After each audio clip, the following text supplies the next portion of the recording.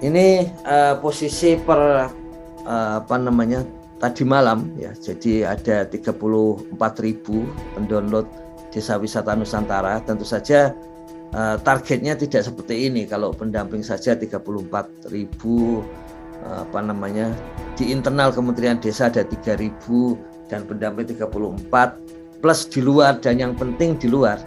Ini harusnya sudah disusun dengan sudah banyak yang mendownload jauh lebih dari ini. Makanya memang sedang kemarin bersama Gus Salim bersama Humas menyampaikan seperti itu, karena tujuan utamanya adalah memajukan desa wisata di desa-desa dengan mengambil ujungnya di promosi. Jadi desa wisata pasti harus berkembang dengan sangat bagus, dikelola dengan sangat bagus sampai ujungnya ketika dipromosikan orang kemudian bisa puas ketika melihat isinya.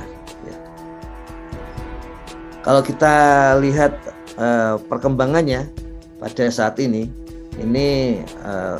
sudah relatif semua aspek wisata diisi, dan mungkin BUMDes, kemudian kepala desa, perangkat desa, serta tenaga pendamping profesional mungkin perlu, jika BUMDes wisata ini ingin mengubah kelompoknya. Misalnya di agrowisata sebetulnya kita cocoknya agrowisata apa sungai ya? Kita cocoknya agrowisata ini sekaligus edukasi atau bukan? Nah, misalnya seperti itu. Kemudian kuliner juga demikian. Jadi wisata kita itu yang menonjol paling utama itu apa ya? Apakah agronya, ataukah edukasinya, ataukah kulinernya? Nah ini yang mungkin kalau sampai perlu ada perpindahan kategori itu TPP perlu memfasilitasi, demikian juga kepala desa, perangkat desa, bahkan pengurus BUMDes sendiri ketika sudah melihat perbandingannya kita lebih cocok di mana yang utama. Demikian juga yang edukasi, kita lebih banyak dipakai untuk edukasi ataukah untuk yang lain. Misalnya di sini di edukasi itu ada fotonya Gus Salim itu di replika SD Laskar Pelangi ya kita kenal di Kecamatan Gantung di Belitung ya. Itu jelas itu cocok di edukasi, tapi yang lain bagaimana? Termasuk foto bisa saling melihat foto-foto yang lain. Jadi apakah cocok kita menggunakan foto tanpa manusia karena yang ingin ditonjolkan alamnya, ataukah harus di situ ada manusia dengan pose seperti apa supaya tidak terlalu atau supaya menarik gitu. Kemudian namanya ya, nama wisatanya ada yang misalnya kalau kita tidak tahu itu salah ketik atau tidak, tapi kalau ada kesalahan bisa diperbaiki kembali. Ini juga lebih cocok gunung atau cocok yang lain. Jadi memang ini kalau kita lihat di dalamnya itu namanya juga wisata, jadi memang banyak segi. Yang penting dipastikan oleh pengelola sehingga menarik gitu. Pilihan foto-fotonya juga harus menarik karena itu yang paling banyak dilihat lebih dulu sebelum melihat ke dalamnya, ke dalam isinya. Kalau kita lihat secara keseluruhan ini sepertinya kalau dari data Desa Wisata Nusantara itu yang paling banyak dan hampir sama ini itu antara sungai. Ternyata wisata sungai itu yang paling banyak disampaikan meskipun hampir sama dengan edukasi dan gunung ya. Kemudian berikutnya adalah pantai dan agrowisata, dan yang masih belum banyak itu adalah budaya dan kuliner ya. Dan yang paling sedikit adalah religi. Ini tentu saja memberikan beberapa hal. Yang pertama, seperti biasa ini soal entrepreneurship. Kalau banyak sungai, mungkin trennya sungai. Bisa saja berpikir begitu sehingga bisa memperbaiki menambah hal-hal yang menarik di wisata sungai. Yang religi karena sedikit mungkin juga artinya unik, dan karena unik itu selalu kalau unik punya niche, punya pasar yang memang tersendiri gitu, yang memang sangat cocok untuk kembali lagi. Jadi wisatawannya kembali lagi atau return karena memang unik. Jadi tidak ada yang salah atau benar, tapi ini sangat tergantung pada pengolahan atau olahan dari entrepreneur yang mengelola wisata di desa. Jadi BUMDes yang entrepreneurnya bagus, berani mencoba, tentu saja seperti biasa itu ya mencobanya pasti yang namanya percobaan ya kecil-kecilan, tapi kalau itu berhasil bisa dibesarkan kembali itu peluangnya.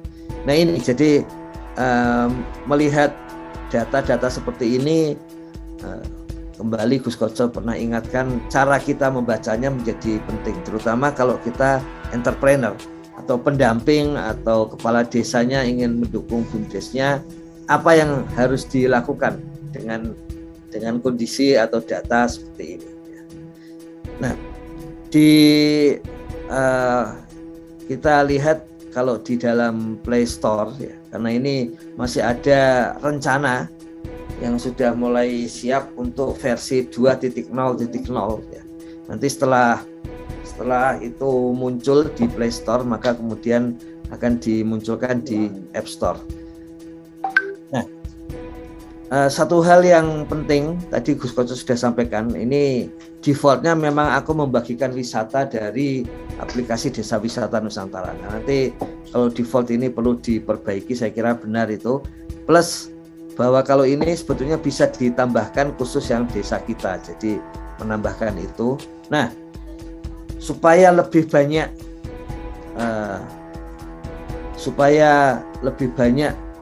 dilirik oleh banyak pihak ya, pihak-pihak lain, maka kita perlu sepakat bersama-sama untuk misalnya share-nya itu antara jam 5:30 pagi sampai jam 7:30 pagi. Jadi kita share beberapa, kalau saya sendiri sih sudah semua desa wisata saya share ya. Tapi kita semua bisa share desa wisata yang kita sukai atau dekat kita dan sebagainya. Bagaimana kalau kita sepakati setiap jam 5:30 pagi sampai jam 7:30 pagi, sehingga peluang untuk trending, peluang untuk dilihat bersama-sama ketika mencek berbagai media sosial dari rekan-rekan kita itu adalah Desa Wisata Nusantara. Ini salah satu strategi supaya tidak, yang namanya juga promosi, jadi supaya dilihat oleh banyak pihak. Kita perlu bersatu mempromosikan dari jam 5:30 pagi sampai jam 7:30 pagi.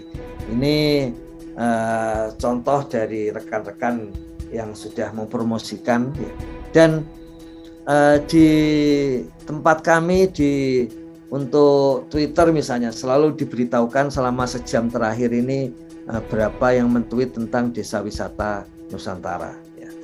Untuk ke depan ini yang sudah disiapkan, tinggal kami cek akhir dan kemudian beberapa perbaikan huruf supaya lebih menarik. Kita tahu Gus Halim ini punya pengalaman yang sangat luas sejak kuliah di Jogja mengenai percetakan huruf, hal-hal yang sifatnya artistik itu beliau praktisi ya sejak menjadi mahasiswa, sehingga soal huruf ini menjadi salah satu bagian yang beliau usulkan ya. Hurufnya seperti apa, kemudian kalau terasa komposisi kurang bagus diperbaiki. Ini masih ada yang bagian paling kanan ini hurufnya masih diminta untuk diperbaiki supaya lebih menarik. Kemudian isinya nanti akan berupa pencarian yang bagian atas dan kemudian kategorisasi desa wisata. Setelah itu berikutnya adalah kalau ada hal-hal terbaru, pengumuman terbaru, informasi terbaru tentang desa wisata, baru di bawahnya itu adalah favorit atau yang mendapatkan like tertinggi untuk masing-masing kategori wisata. Jadi ada wisata pantai, wisata edukasi, kemudian desa wisata yang favorit seperti itu. Berikutnya seperti sudah diminta oleh di dalam sarapan edisi desa maupun dalam berbagai WA ke Sapa Desa, yaitu peta tentang desa wisata yang paling dekat dengan kita. Dan kemudian ini usulan dari traveler ketika mau melintasi negara, maka perlu ada informasi ringkas tentang berbagai hal, diantaranya kedutaan, kemudian visa imigrasi, nomor darurat, hukum-hukum setempat jika itu dibutuhkan, kemudian kartu kredit yang bisa digunakan di dekat dengan desa wisata sebelah mana dan sebagainya. Rencananya radius peta itu dilebarkan dari 60 km ke 120 km supaya lebih mudah untuk mendapatkan lebih banyak desa wisata. Di bawah itu ada untuk melihat desa wisata, jelajahi. Riwayat itu untuk melihat ini sudah pernah membuka desa wisata yang mana. Khusus desa wisata yang sudah di like, sudah disukai, itu nanti akan tersimpan sehingga nanti kalau ingin mencari desa wisata favorit tidak usah melihat keseluruhan. Karena tadi targetnya 5.037 desa wisata. Saat ini baru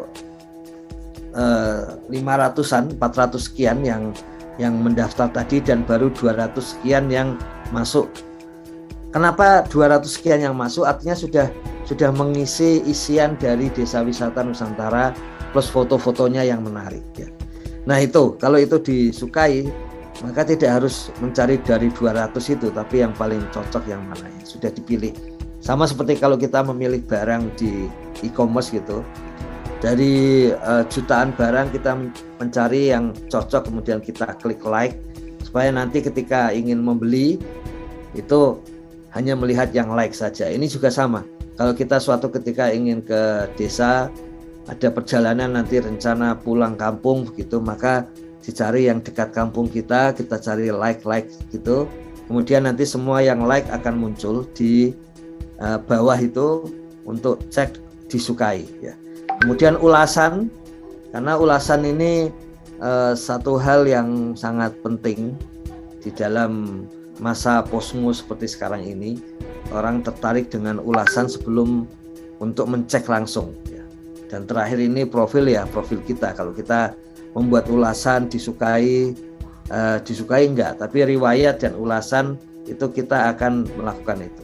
Nah, nanti di bagian desa wisata juga ada stem itu untuk menunjukkan kita sudah pernah kemana, sehingga nanti akan memudahkan bagi netizen untuk yakin bahwa ini desa wisata yang paling sering kita sampai ke sana gitu. Jadi stemnya nanti akan disampaikan oleh pengelola wisata bahwa sudah pernah sampai ke sini. Kiranya itu perkembangannya Gus Koco sampai saat ini.